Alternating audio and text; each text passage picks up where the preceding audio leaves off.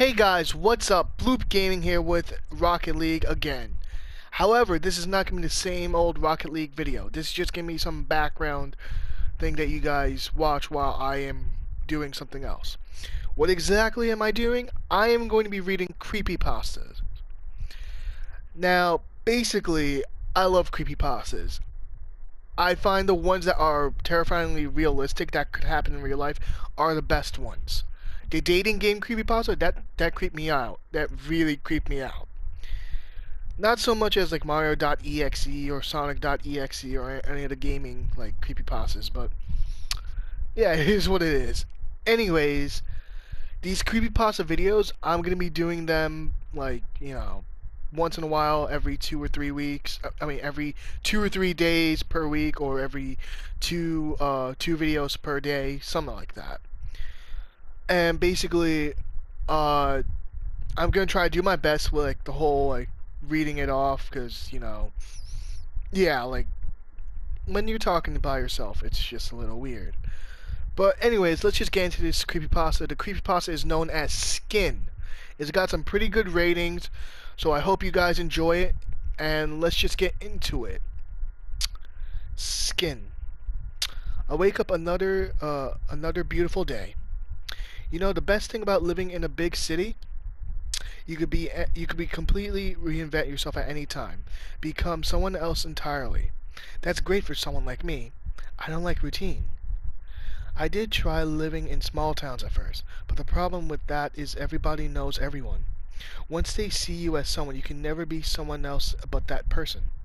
And I hated that. So as soon as I could, I moved to the Big Apple, New York City. And I love it here. You could be a company executive one day and a homeless vagabond the next, and no one even blinks. I get up. The apartment I'm renting isn't very big, but it has everything I need, including the spare room I use for my projects.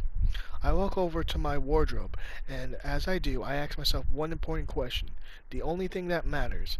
I do it every single morning, and it's the only routine I can bear. I stand in front of my wardrobe and I ask myself, who do you want to be today? I was a banker yesterday, and I think I'll be a florist today. I open my wardrobe doors, and I take down two huge hangers labeled florist.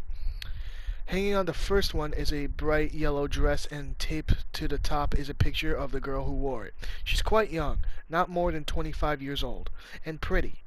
On the second hanger is a perfectly peeled human skin suit, kept fresh with my own special bombs, and since it's only a day old, the hair is still attached. I slip it on, and then zip it up at the back. Then it only requires a few adjustments, eye color, teeth shape, etc. And boom! Just like that, I'm someone else. I'm the girl from the photograph. The only downside to being a new person every day is that you need to be quick. If the original person goes missing for too long before I become them, people start to notice, and it becomes difficult to explain where they were. Being a florist is quite nice. I go to work and chat with my friends and sell some flowers and chat some more. It's quite a fun day out. But can you imagine doing it every day? I can't. That would be so terribly boring. Then after work, I go to my home and chat with my mother. She's upset because grandma has cancer. I nod sympathetically when she tells me this, but I do not care. Not really. I've never met this woman. I'm sure the original owner of this skin would care, but dead people don't have feelings. My new mother and I eat together. Chinese takeout food. After we finish, I excuse myself to have an early night. Busy day tomorrow, I say. Lots of flowers to sell. Then I sneak out of the bedroom window and I head off to my real home, my apartment. All the way back, I feel like I've forgotten something. When I get back, I am really tired. I think I will have an early night. After all, tomorrow could be a busy day.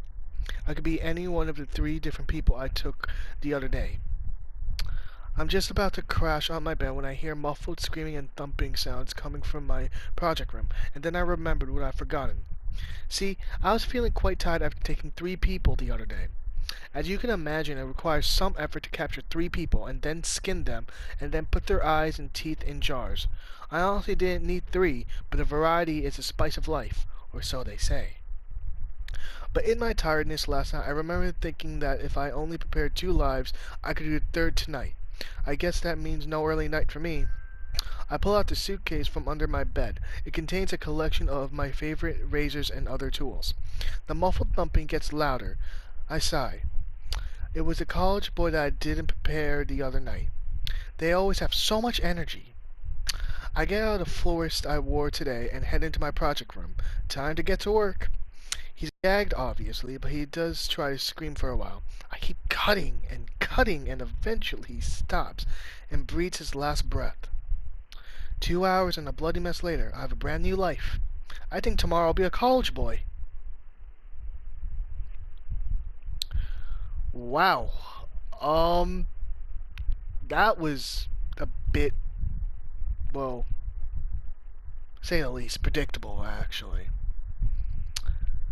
Um, yeah, skin, it, honestly, you could tell where this was going. Like, it didn't really surprise you. Like, the title actually kind of gives it away.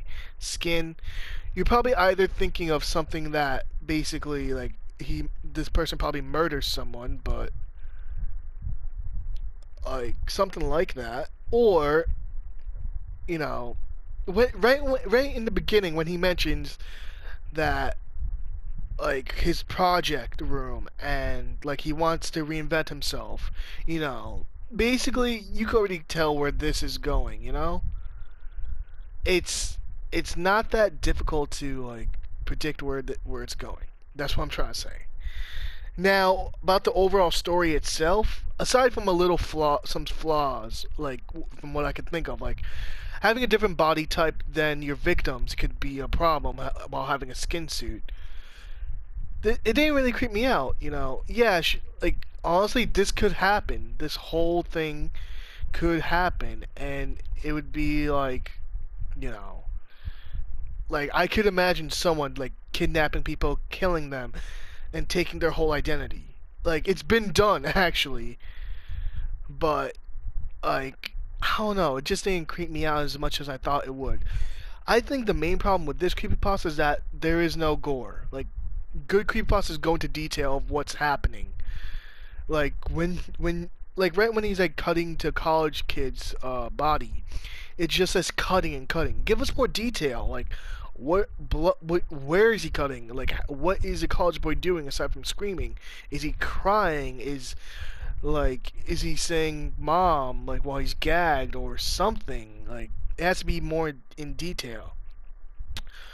Now, what do I really think? Like I said, it's predictable. Like you can already tell where it's going. Like the whole trying to reinvent yourself, trying to become a new person, and then like kidnapping people. It's kind of predictable. One thing I will mention though, is that when I meant like when I said this happened, I don't think someone's actually taking a like it hasn't happened recently.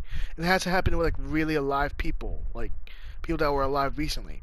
But I do remember in one of my classes that Ed Gein, the serial murderer, would basically take he was very obsessed with his mother, and basically what he would do, Ed Gein, like I think it's Ed Gein, I'm not entirely sure. Correct me if I'm wrong, but basically what he would do is that he was so obsessed with his mother. He was also confused about sexuality and a bunch of other things that he would basically take recently buried corpses from a local cemetery and take the corpses of women who looked strikingly similar to his mother, dig them up, basically skin them and wear them as like a skin suit and try to pretend to be a woman. And that's what this reminded me of. And I think the author actually took that as inspiration for this creepypasta. I may be wrong, but honestly, it does sound a little familiar. And honestly, I'm gonna give this a C, a C plus.